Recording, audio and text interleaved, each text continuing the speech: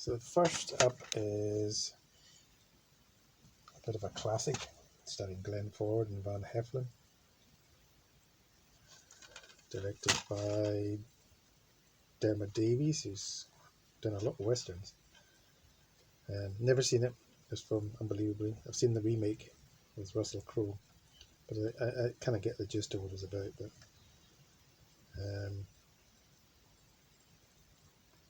based on a story by Elmore Leonard, so I expect the script would be pretty good.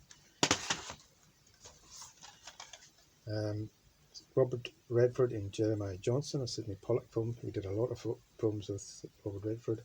Seen this a few times in the past. It's okay. It's gorgeous looking film, but it's a bit empty, really. I thought it's a big box office hit, but yeah, could be wrong. Maybe it's a great film, but it never did anything for me. Western Union, starring Robert Young and Randolph Scott, directed by Fritz Lang. I think this is only the third, one of three westerns that he directed. Never seen this either. But it's in colour and it gets quite a good write-up from Empire. So it only got Scots in it, but it should be interesting. Another classic, Stagecoach, starring John Wayne, Claire Trevor, and Andy Devine, and John Carradine. Yeah, seen that. It's okay, pretty good western.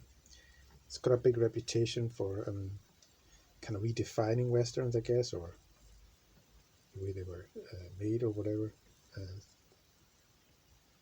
Like a pioneering film, I guess, but I thought it was okay. But an old western is okay. Not that as great as everybody says it is, but Jubal, Glenn Ford, Ernest Borgnine, Rod Steiger. This is another Delmer Davies western. I think the script might be from Elmore Leonard as well. I could be wrong, but it's kind of a Greek tragedy, kind of on horseback. Lots of emotions flying around, jealousy, revenge, that kind of thing. It was okay, an okay film. Not a huge amount of action, but looks gorgeous.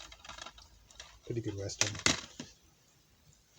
McKenna's Gold, which is a very strange movie. Very highly stylized western. Lots going on in this film. Lots of amazing kind of long shots, wide shots, aerial shots. It must have been very expensive to make, but I think it's got a troubled shoot. I think a troubled history. This film. Omar Sharif's great as Colorado, the villain, but a bit of a overblown kind of sort of stodgy kind of epic, I would say. Lots going on screen, but the story doesn't really stand up, I don't think. But an interesting curio, though. More traditional western now, with James Stewart, a man from Laramie. He's out to seek revenge on his man who killed his brother, I believe. Seen this a few times. Great western.